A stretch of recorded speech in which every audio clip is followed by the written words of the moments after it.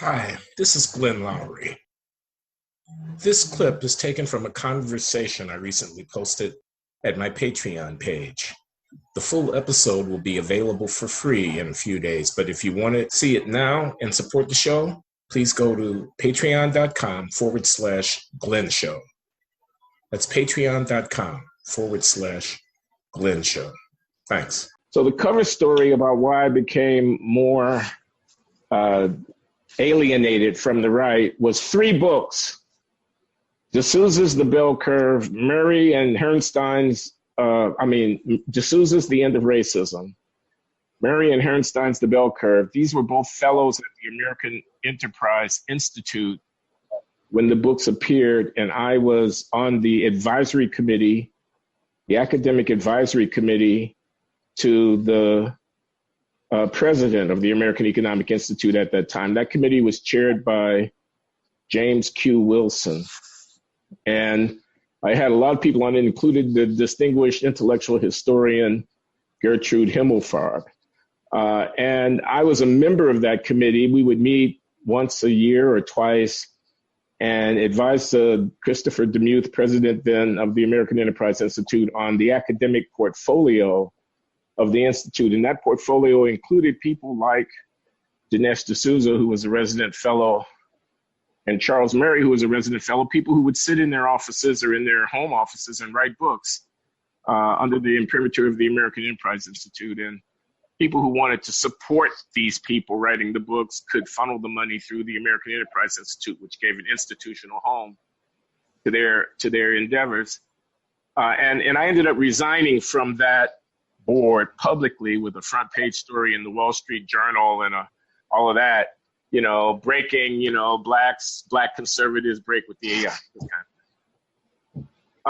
That was the cover. I say 3 books because the 3rd book was America in Black and White. That was Abigail and Stephen Thurston, or perhaps I should say Stephen and Abigail Thurston. I think that may be the order in which their names are listed. Stephen, a very distinguished American historian at Harvard, and Abigail Thurston, he and she, husband and wife, in her own right, a distinguished political scientist, although, of course, not of the degree of distinction, I think, of her husband in the academic realm. But in any case, a formidable figure. And they had put out a book called America in Black and White, which I critically reviewed in the Atlantic Monthly in 1997. The cover story was that these books, and especially The Bell Curve, notorious because of the eugenics kind of thing. I mean, we could go into it, okay? It's a long, deep rabbit hole, as I think once you start going down that. The Bell Curve, these are not the same books. The Bell Curve is a serious book. Let me say it again for the people who may be made uncomfortable by that acknowledgement. Herrnstein and Murray wrote a book 25, nearly 30 years ago that has had a profound impact on the American intellectual landscape. It's a serious book. These issues must be reckoned with. The idea you can give them the back of your hand and you can just dismiss it a priori, and that you can just peremptorily condemn it as some kind of fascistic intellectual mutterings is unserious. It's not really trying to grapple with the reality. It's a serious book. It has its issues. We could go into it. That was Murray and Herrnstein. Herrnstein was a very accomplished psychologist before he ever met Charles Murray. Charles Murray is one of the most impactful populist social science writers of the second half of the 20th century. That's not even a question. Losing Ground shaped a decade later the political compromise between Newt Gingrich and Bill Clinton, which was the 1996 Personal Responsibility and Work Opportunity Reconciliation Act, otherwise known as welfare reform. Murray's book was written 10 years before, and the entire conversation that ensued after it largely was in reaction to that book.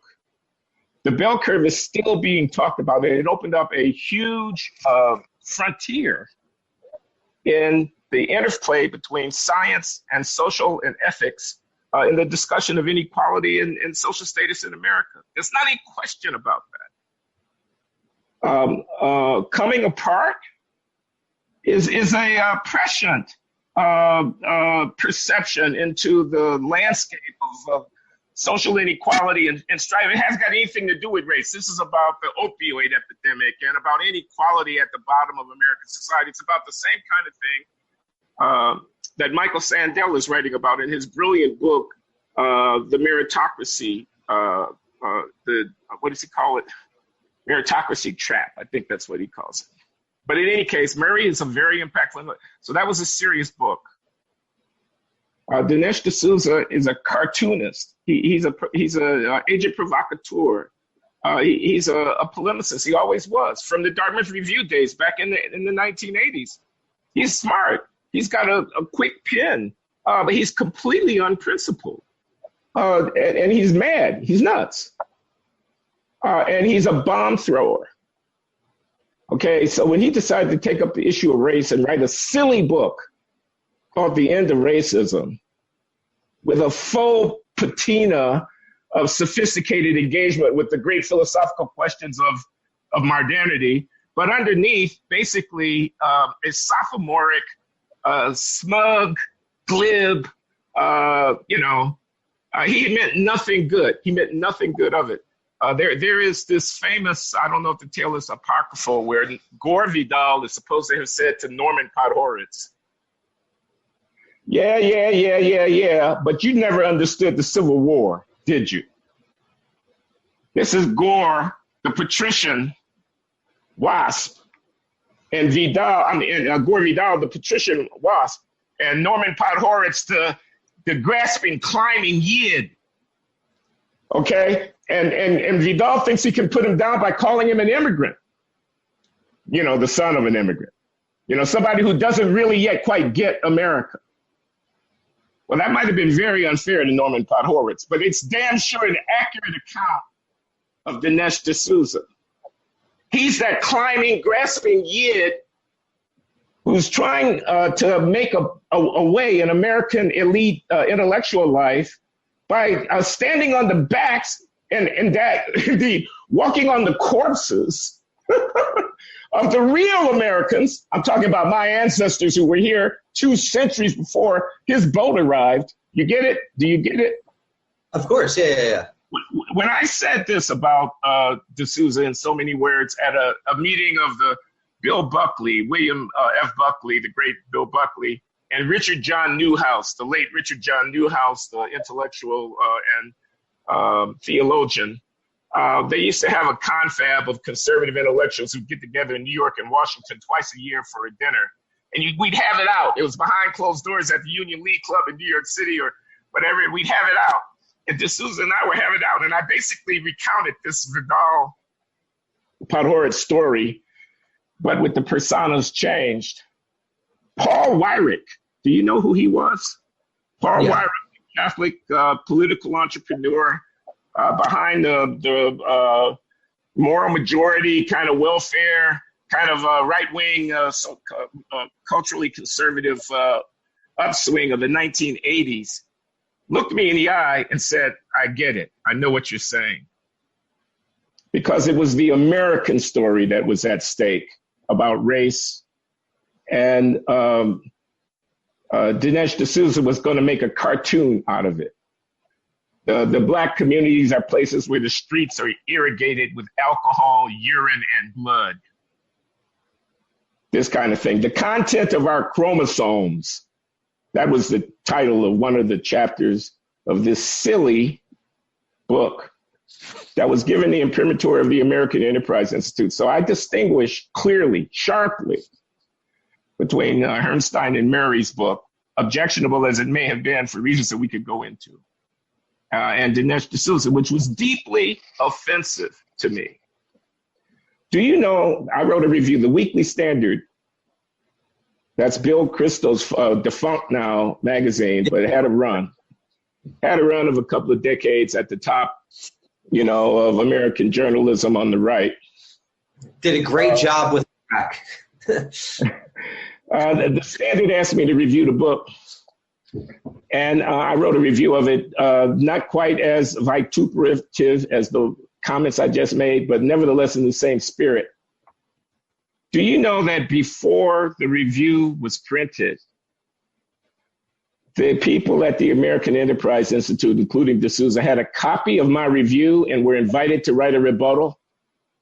No. Wow. Well, that in the very issue of the Weekly Standard in which my critical review of The End of Racism appeared, the inside front cover of the magazine, given over to commentary, was given to Dinesh D'Souza to rebut my review, so that the magazine reader would read his rebuttal if they didn't get to the table of contents first before they actually read my review. Anyway, I digress. There were 3 books, and this was a cover story, but okay, the cover story is a pretty good story, right? I got the bell curve to be mad about. I got this silly book to be mad about. And then my friends, Abigail Thurston and Stephen Thurston, put out, after many years of labor, their masterwork, America in Black and White. What do they call it? America in Black and White. And then they have a subtitle, One Nation Indivisible, I think it might be. But in any case, so they make their argument, and their argument is a neoconservative critique of the civil rights kind of narrative. And I could go into details about it. I didn't like it, but I could have been kinder to it in the review. In the review, I said they're no Gunnar Myrdal. I said they pretend to chronicle the status 50 years after Myrdal of the American dilemma, and they fall short. I say they're too ideological. They're too interested in telling me why the liberals are wrong. But it's not enough to be right about the liberals being wrong. This was me in the mid-1990s. By now, I've gone through a Christian conversion. I've gone through a personal, catastrophe in my life of exposing wrongdoing and having the mea culpa and climb my way back to respectability. And I'm very, sympathetic to the idea that we've got a problem in the inner cities and in the jails of the country and on the welfare rolls and in the schools with the achievement gap and so on. We got an exclusionary problem. People are not really being included within the prosperity of the Commonwealth in very large numbers racially. And we have to be, even if we think the liberals are wrong, even if we think affirmative action has its problems, even if we think welfare incentives are off base and need reforming, even if we're skeptical about the claims of big labor, et cetera, even if we know that crime needs to be met in some way with punishment in some shape or form, still, we can't be content to simply watch this thing go on and on and on the way that it is. It's not enough to smugly just kind of beat your chest and point out the idiocy of these people. You're shooting fish in a barrel. This is basically what I said about the Thurston. They're shooting fish in a barrel. It's just too easy. This was you can get the spirit of kind of where I was coming from. And I let it all out, but these were my friends. My son, Glenn, who's in his 30s now, as an infant, was presented by Abby a red lobster stuffed animal, which he loved. He carried it around for years. That was Abby. And she had introduced me to these people, and she was my booster in certain circles. And she felt betrayed by this 7,000 word review. Jesus Christ. That's a hell of a review. If I can say this, it was absolutely exquisitely written. I mean, it was chapter and verse. It wasn't a whole lot of, preaching as I've just been doing. It was on page 327. They say the following. Here, let me tell you what's wrong with that. And there were like 8 sections of what's wrong with that. Here's how they get this one wrong. Here's how they get that one wrong. Here's how they let their passion, their ideological passion, blinker their analytic capacities, and they get it wrong again and again and again. Says Glenn Loury at the top of his voice, ad infinitum in the Atlantic Monthly. Jack Beatty was very happy to get that piece, and they broke off with me, and I never spoke to them again. Abby is dead. I never spoke to her again after that.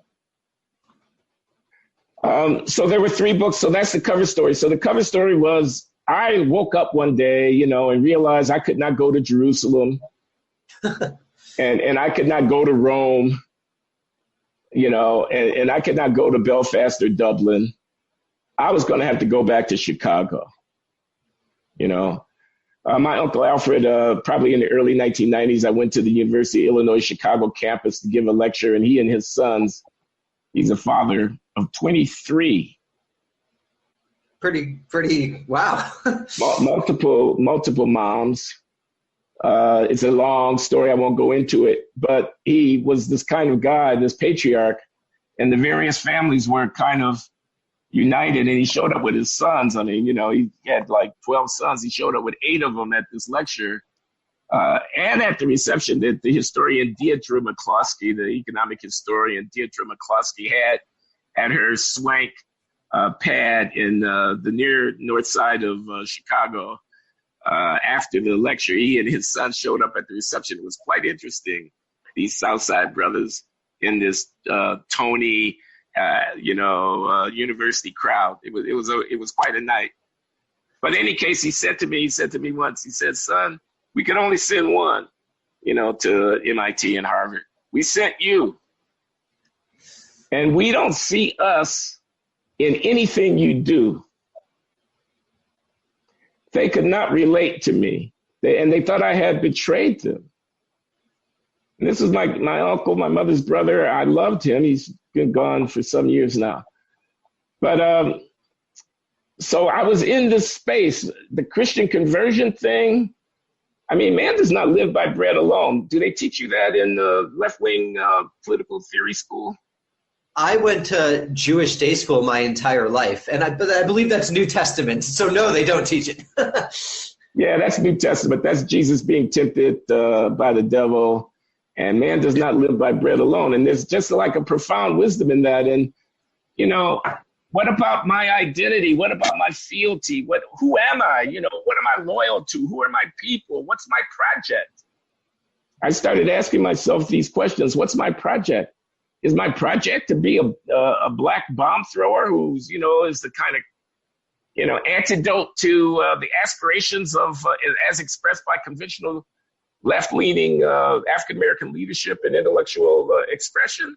Is that my project? What's my project?